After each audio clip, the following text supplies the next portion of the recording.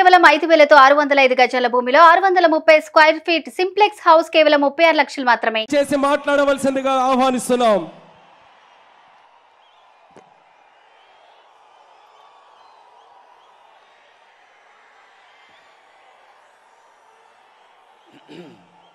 అందరికీ నమస్కారం. ముందుగా వేదిక మీద ఉన్న తెలుగుదేశం పార్టీ జాతీయ అధ్యక్షులను శ్రీ నారా చంద్రబాబు నాయుడు గారికి, అలాగే జనసేన పార్టీ అధ్యక్షులు సోదరుడు పవన్ కళ్యాణ్ గారికి, తెలుగుదేశం పార్టీ రాష్ట్ర అధ్యక్షులు అచ్చెన్నాయుడు గారికి, తెలుగుదేశం పార్టీ జాతీయ కార్యదర్శి నారా లోకేష్ బాబుకి, అలాగే Janasena political advisory committee chairman Nadendla Manohar గారికి, ఇక్కడికి విచ్చేసిన అశేష ప్రజానికానికి, తెలుగుదేశం పార్టీ కార్యకర్తలకు, జనసేన కార్యకర్తలకు, అభిమానులకు, అలాగే వేదిక మీద ఉన్న నా సహచర పాలిట్ బ్యూరో సభ్యులకు, శాసనసభ్యులకు, శాసన మండలి సభ్యులకు అందరికీ ఈ యొక్క నేటి ప్రజాశక్తి మహా నాయకుల కలయికకు, అలాగే లోకేష్ బాబు ఏదైతే ఈ యొక్క ప్రజాగళం యువగళంగా పదం తొక్కుతూ సుమారుగా 3,132 కిలోమీటర్లు, 226 రోజులు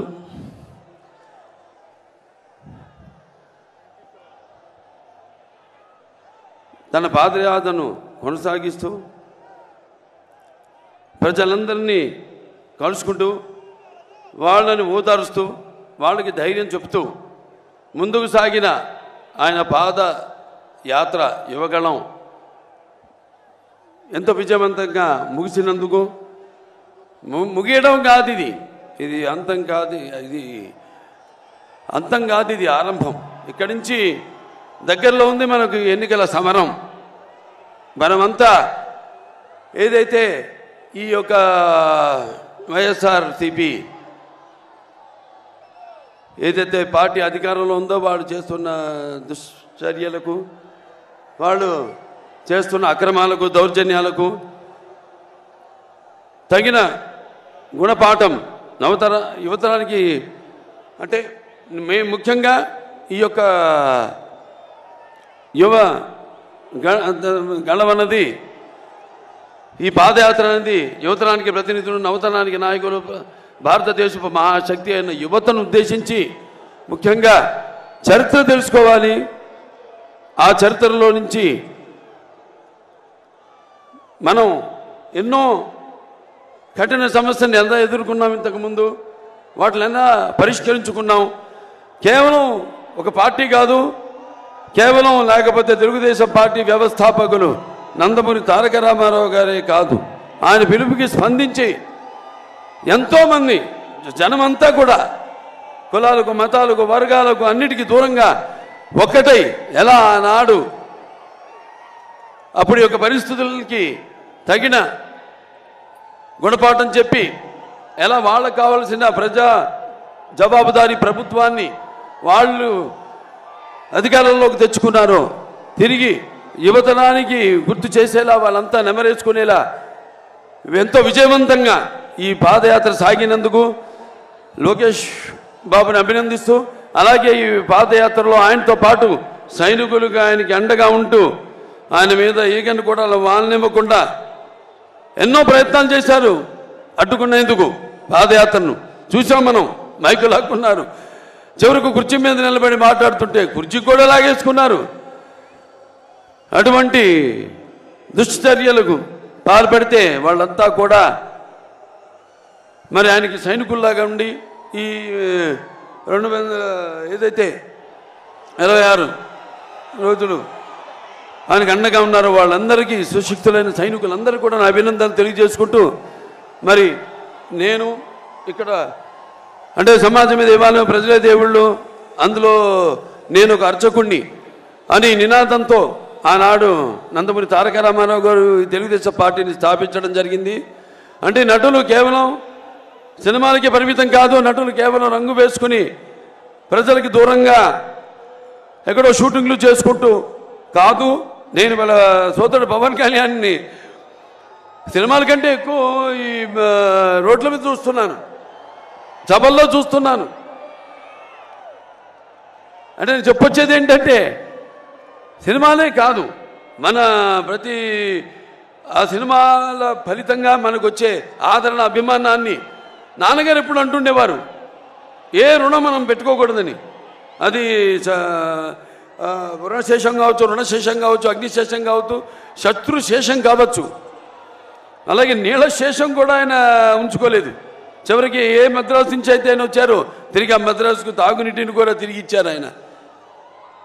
అటువంటి మరి ఈనాడు మీ రుణం తీర్చుకోవాల్సిన బాధ్యత కేవలం నటులుగానే కాదు, మేము ఇద్దరం ఈ సమాజంలో పౌరులుగా అది మా బాధ్యత అని తెలియజేయడానికి మరి ఆనాడు సోదరుడు పవన్ కళ్యాణ్ గారు పార్టీని స్థాపించారు. జనసేన పార్టీని ఎన్నో ఏళ్ల క్రితం 2014లో 2008లో 14 అప్పటి నుంచి కూడా ఆయన పోరాటం కొనసాగిస్తూనే ఉన్నారు.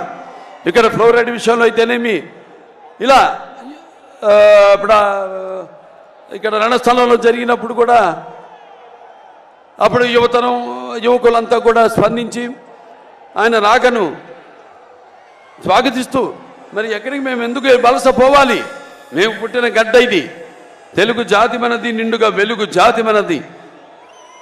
ఎక్కడైతే మనం వాళ్ళంతా ఆనాడు చంద్రబాబు నాయుడు గారి యొక్క దూరదృష్టితో అటు ఐటీ రంగం అయితే, సైబరాబాద్ సిటీ అయితేనేమి, లేకపోతే ఈ యొక్క ఎన్నో అభివృద్ధి పథకాలు తీసుకురావడం ముందుకి, అలాగే ఈ యొక్క మహిళలకు ఈ యొక్క డ్వాక్రా మొట్టమొదటిసారిగా దేశంలోనే ఈ పొదుపు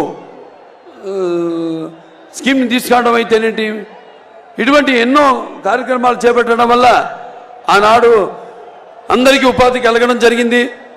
మహిళా సాధికారత, వాళ్ళ కాళ్ళ మీద వాళ్ళు నిలబడి వంటిని కుందేళ్లు కాకుండా వాళ్ళు కూడా సంపాదించి మరి వాళ్ళు కూడా మగవాళ్ళకి సమానంగా ధీటుగా బ్రతకగలిగే ఒక మంచి అవకాశాన్ని కలిగించారు. మరి ఆనాడు రామారావు గారు ఆయనకి చెప్పుకుంటూ పోతే ఆయన ప్రవేశపెట్టిన పథకాలు ఎంతో సుసాధ్యమైనవి, అలాగే సామాన్యులకు ఎంతో అనుకూలమైనవి కూడా. మరి ఆయన అప్పుడు ఆనాడు ప్రవేశపెట్టిన పథకాలు మరి ఆయన అమలు చేస్తూ, అలాగే అందరూ కూడా వాటిని అనుకరించేలా చేశారు ఆనాడు. అందుకే ఆయన పేదవాడి ఆకలికి అన్నగా, లేకపోతే జనం భవితకు ఒక తండ్రిగా, ఆయనకు అండగా ఉన్న మహిళలకు ఆర్థిక సహాయం చేసిన, స్వాతంత్రం కల్పించిన ఒక అన్నగా ఆయన శాశ్వతంగా మన గుండెల్లో నిలిచిపోయాడు రామారావు గారు. మరి అదే ఆయన బిడ్డ తెలుగుదేశం పార్టీని ఆయన తొరత ఆయన అడుగుజాడుల్లో అదే క్రమశిక్షణతో పార్టీని ముందుకు తీసుకెళ్లారు నారా చంద్రబాబు నాయుడు గారు. మరి ప్రపంచ దేశాలకి ఒక విజన్కి ఆదర్శం నందమూరి నారా చంద్రబాబు నాయుడు గారు. ఇవాళ చూస్తున్నాం మనం రాష్ట్ర పరిస్థితి ఎంతో, అంటే ఈ ఒకటేమో ఒక సమర్థత లేని ప్రభుత్వం, ఒక చెత్త ప్రభుత్వం, ఒక రాజధాని లేని రాష్ట్రం, ఒక బాధుడు, ఇదేం కర్మ. మరి వైసీపీ అధికారంలోకి వచ్చాక ఈ యొక్క పోలవరం ప్రాజెక్ట్ని 1 సంవత్సరంలోపు పూర్తి చేస్తామని బీరాలు పలికారు. తర్వాత 4 సంవత్సరాలు అయ్యాక కూడా ఇప్పటి వరకు దాన్ని పూర్తి చేయలేని చెత్త ప్రభుత్వము ఒక చేతగాని ప్రభుత్వం ఉండడం మన రాష్ట్రానికి పట్టిన కర్మ. అలాగే అధికారంలోకి వచ్చాక ఈ 4 ఏళ్లలో వాళ్ళు చేసిన అప్పులు 10 లక్షల కోట్ల రూపాయలు. అభివృద్ధి ఏమో శూన్యం. అలాగే ఇక మనం చూస్తే ధరలు ఆకాశానికి కట్టుకుంటున్నాయి. అటు పెట్రోల్ ధరలు అయితేనేమి, ఇటు డీజిల్ ధరలు అయితేనేమి, ధరలన్నీ కూడా ఆకాశానికి అంటుకుంటున్నాయి. మరి వీళ్ళ అధిక పరిపాలన మాత్రం ఈ యొక్క డ్రగ్స్ మాఫియా, అలాగే ఈ యొక్క గంజాయి పండించడంలో మాత్రం మొదటి స్థానంలో ఉన్నాం మనం, ఆంధ్ర రాష్ట్రం. అలాగే ఈ యొక్క వైకాపా నాయకులు ఎక్కడ పడితే అక్కడ ల్యాండ్ స్కామ్లు, శాండ్ స్కామ్లు, కోట్ల రూపాయలు దోచుకుంటున్నారు. అలాగే ఇక మన 5 కోట్ల తెలుగు ప్రజల యొక్క కళల రాజధాని అమరావతి అభివృద్ధి చేయకుండా దాన్ని గాలికి వదిలేశారు. అలాగే ప్రజలు ఇదేమని ప్రశ్నిస్తే వాళ్ళని భయభ్రాంతులకు గురి చేసి వాళ్ళపై అక్రమ కేసులు పెడుతున్నారు. అలాగే మన అమరావతి రాజధాని కోసం భూమిని ఇచ్చిన రైతులు వాళ్ళు ఏదైనా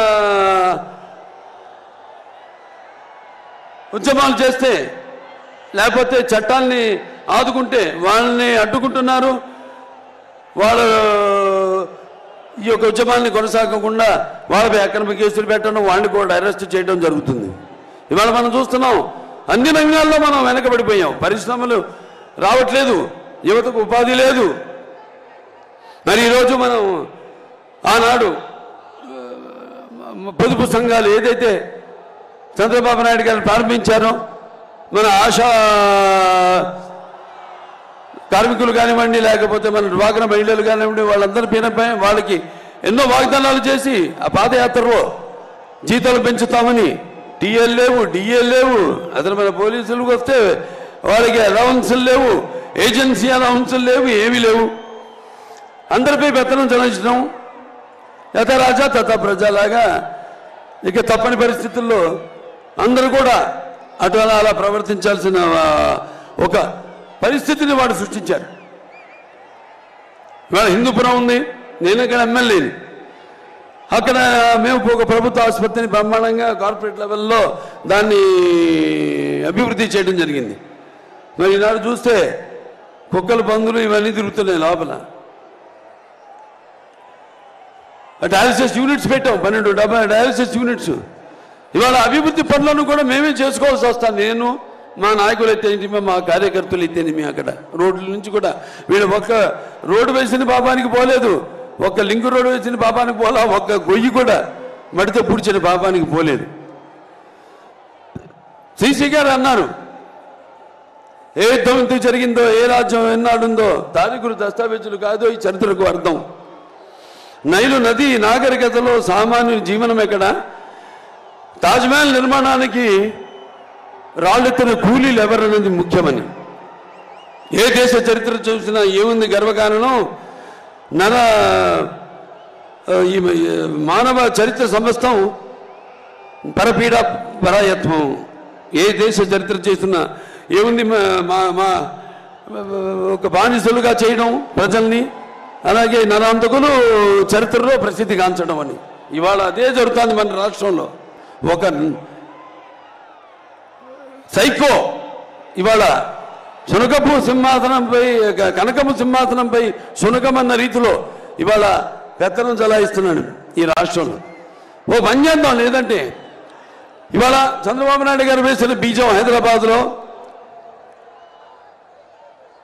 ఐటీ అభివృద్ధి కానీ, సైబరాబాద్ కానీ, లేకపోతే ఈ గ్రీన్ఫీల్డ్ ఎయిర్పోర్ట్ కానివ్వండి, లేకపోతే ఫ్లైఓవర్లు కానివ్వండి, వీటిలన్నింటినీ మిగతా ప్రభుత్వాలు ఏమీ వాటి జోలికి వెళ్ళలేదు. అభివృద్ధి పదం, అభివృద్ధి అనేది జరుగుతూ ఉంటుంది. అది ఈ దేశంలో ఎక్కడైనా అభివృద్ధి జరుగుతుందంటే అది ఇక్కడ హైదరాబాద్. ఆ తర్వాత మన జగన్ని అక్కడికి ఒకసారి పంపిస్తే ఓ ముఖ్యమంత్రిని వాళ్ళు చేస్తే విధ్వంసం, కష్టం, నష్టం అనేది ఎలా ఉంటుందో ఒకసారి తెలుస్తుందని మీ అందరికీ తెలియజేసుకుంటున్నాను. అక్కడే రాకముందే సరిహద్దుల్లోనే కాల్చిపారు దొబ్బుతారు అసలు రానికుండా. అంటే నేను అనేది ఏంటంటే అటువంటి ఒక ఉద్యమం రావాలి మీ అందరిలో. ఇవాళ మీ భవిష్యత్తు మీ చేతుల్లో ఉంది, మీ బిడ్డల భవిష్యత్తు మీ ఓట్లలో ఉంది, మీ యొక్క రాష్ట్రం భవిష్యత్తు మీ ఓటుల్లో ఉంది. అందరూ ఉద్యమించాలి. కులాలు మతాలు ఇవి కాదు. రక్తానికి జాతి లేదు, మాంసానికి మతం లేదు, చర్మానికి కులం లేదు, ఇవి కాదు మనకి కూడిపెట్టేవి. ఇవాళ అందరూ మన ఆంధ్ర రాష్ట్రం వైపు చూసి అభియానాలు చేస్తున్నారు, నవ్వుతున్నారు. కొంతమంది అయితే అతను చాలా మటుకు అసలు ఆంధ్ర రాష్ట్రం గురించి పల్లెత్తు మాట అంటలేదు. రేపు ఇదే కొనసాగితే నేను హెచ్చరిస్తున్నాను, ప్రపంచ పటంలో కూడా మన ఆంధ్ర రాష్ట్రం ఉండదు అని సభాముఖంగా మీకు తెలియజేసుకుంటున్నాను. ఆనాడు ఎంతోమంది పొట్టి శ్రీరాములు గారు అయితే నీతి అమరజీవి అందరూ కూడా ఒక తెలుగు వారికి ఒక ప్రత్యేక రాష్ట్రం కోసం పోరాడారు. అలాగే ఆంగ్లేయులు గుండె ఎదురొట్టారు, స్వాతంత్ర పోరాటంలో పాల్గొన్నారు. తారక రామారావు గారు ఏదైతే చిన్నపు చూస్తున్నారో మన తెలుగు జాతిని ఆత్మ గౌరవం కోసం ఆయన తెలుగుదేశం పార్టీని స్థాపించారు, తెలుగు వాళ్ళకు ఒక గుర్తింపు తీసుకొచ్చారు. అలాగే మన చంద్రబాబు నాయుడు గారు తెలుగు వాళ్ళలో ఒక ఆత్మవిశ్వాసాన్ని పెంచారు. వాళ్ళ తెలివితేటల్ని ప్రపంచవ్యాప్తంగా ఆయన తెలియజేశారు. మరి ఇప్పుడు పరిస్థితి వాళ్ళ చాలా దారుణంగా ఉంది. ఇక ఇక సమయం లేదు మిత్రమా, నిజమా వీరస్వర్గమా అని తేల్చుకునే పరిస్థితి ఇప్పుడుంది. అందరూ కూడా ఇదంతా గమనించండి. గమనించట్లేదని కాదు, గమనిస్తున్నారు. కానీ ఈ యొక్క ఉచిత పథకాల మాయలో పడవద్దు మీరు. ఎందుకంటే ఆనాడు చంద్రబాబు నాయుడు అంత అభివృద్ధి చేశారు. ఈరోజు నేను చెప్పినట్టు రాష్ట్రంలో జరుగుతుంది ఏమీ లేదు. సర్వనాశనం, కష్టం, నష్టం. అది విద్యలో కానివ్వండి, వైద్యంలో కానివ్వండి, లేకపోతే గుడిలో కానివ్వండి, బడిలో కానివ్వండి, అన్ని విధాలుగా అన్ని రకాలుగా ఈ రాష్ట్రాన్ని సర్వనాశనం చేస్తున్నాడు ఈ సైకో. వాళ్ళలో కూడా ఉంది, వాళ్ళ పార్టీలో కూడా. ఇవాళ ఎంతోమంది ఎమ్మెల్యేలు వాళ్ళు కొంతమంది ప్రకటించడం జరిగింది. మళ్ళీ ఎవరెవరో వర్గాలు వాళ్ళ సీట్లు మాత్రం మార్చలేదు. మీరు నమ్ముకున్నారు కొన్ని వర్గాలు ఆ పార్టీని, వాళ్ళని మాత్రం మార్చారు. సో సామాజిక న్యాయం ఎక్కడ జరుగుతుంది అని నేను ప్రశ్నిస్తున్నాను. మీరు ఆత్మపరిశీలన చేసుకోండి, ఏం జరుగుతుంది ఇక్కడ అన్నది.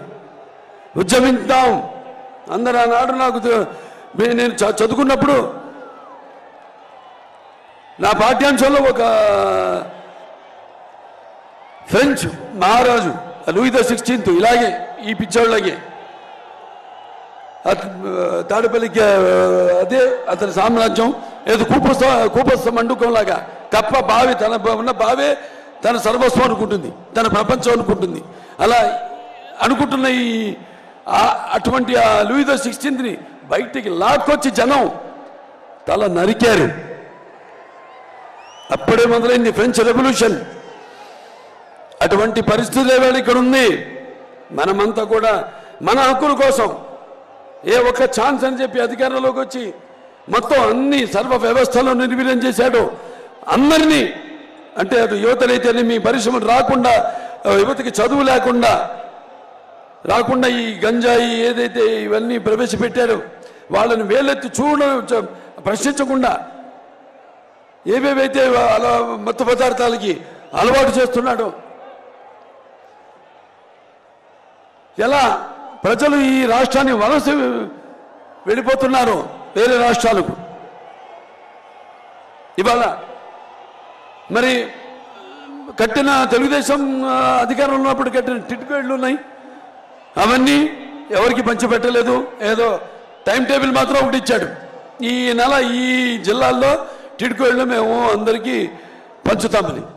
ఇప్పటిదాకా ఒక్క ఇల్లు పంచిన పాపానికి పోలేదు. ఎవరు చెప్పాను నేను చాలా సందర్భాల్లో.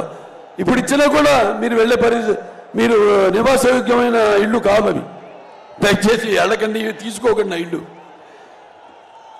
అతనికి కావాల్సింది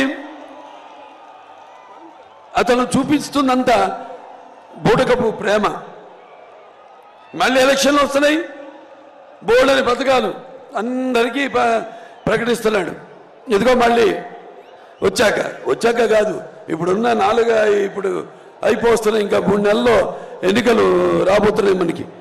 ఈ ఉన్న 5 సంవత్సరాలు ఎక్కడ చచ్చాడని, ఏం చేశాడని, ఎవరిని ఉద్ధరించాడని, ఈ రైతులు ఏదైతే అమరావతి రైతులు వాళ్ళ భూముల కోసం ఉద్యమిస్తున్నారో వాళ్ళందరినీ పెయిడ్ ఆర్టిస్టులు అన్నాడు. మరి మొన్న ఇక్కడ విశాఖపట్నంలోనే ఈ యొక్క కన్వెన్షన్ జరిగింది, ఈ యొక్క ఇండస్ట్రియల్ కన్వెన్షన్, పరిశ్రమల కన్వెన్షన్ జరిగినప్పుడు మేము అడిగాం, అసెంబ్లీ సాక్షిగా అడిగాం, ఏమయ్యా ఎంతమందితో ఎంఓయూ అయింది, ఎంతమందితో అగ్రిమెంట్ అయ్యారు మీరు, దానివల్ల మన రాష్ట్రానికి ఎంత రాబోతుందని అడిగితే దానికి జవాబు లేదు. అది ముందు ప్రవేశపెట్టలేదు మా సభ్యుల ముందు. సో ఇలా గమనించండి అందరూ. మరొకసారి ఈ యొక్క ఉచిత పథకాల మాయలో పడి మీ యొక్క తెలివిని, మీ జ్ఞానాన్ని, మీ విజ్ఞానాన్ని మీరు పాడు చేసుకోకండి. ఇక మనం భయపడాల్సిన పని లేదు. నేను చెప్పాను, అందరం మనం ఉద్యమిద్దాం. ఇవాళ జనసేన పార్టీ అలాగే తెలుగుదేశం పార్టీ కలిసి ఉమ్మడిగా ఈ యొక్క మహాప్రజాశక్తుల ఈ యొక్క కలయిక ఇవాళ బ్రదర్ని నేను అభినందిస్తున్నాను. ఆయనకి నాకు చాలా స్వరూపాలు ఉన్నాయి. ఆయన ముక్కుసూటి మనిషి, నేను ముక్కుసూటి మనిషి. ఏమున్నా కూడా కుండ బద్దల్లో కొట్టేటట్టు మాట్లాడే స్వభావం అది. ఎంతకైనా తెగిస్తాం. ఇక ముందు మేము తప్పకుండా ఏదైతే లోకేష్ బాబు చేపట్టిన ఈ యొక్క యువగణం పాదయాత్ర స్ఫూర్తి ఏదైతే యువత పొందారో, వాళ్ళకు ఒక నమ్మకం కలిగిందో, ఈ అన్ని సంగమాలన్నీ కూడా కలిసి సంగమించి రేపు రాబోతున్న ఎన్నికల్లో తిరిగి మనకు పునర్వైభవం మనం తీసుకురావాలని, మన జాతికి అయితేనేమి, అలాగే మన భవితకు అయితేనేమి, మన పిల్లల భవితకు అయితేనేమి, మన రాష్ట్ర భవితకు అయితేనేమి, మనందరం కూడా కలిసి ఉద్యమిద్దాం, విజృంభిద్దాం. ఎవరు అడ్డు వస్తే ఎటువంటి సమాధానం చెప్పాలో చెప్తామని ఈ సభాముఖంగా తెలియజేసుకుంటూ మీ అందరి నుంచి సెలవు తీసుకుంటున్నాను. జై తెలుగుదేశం, జై ఎన్టీఆర్, జై చంద్రబాబు నాయుడు.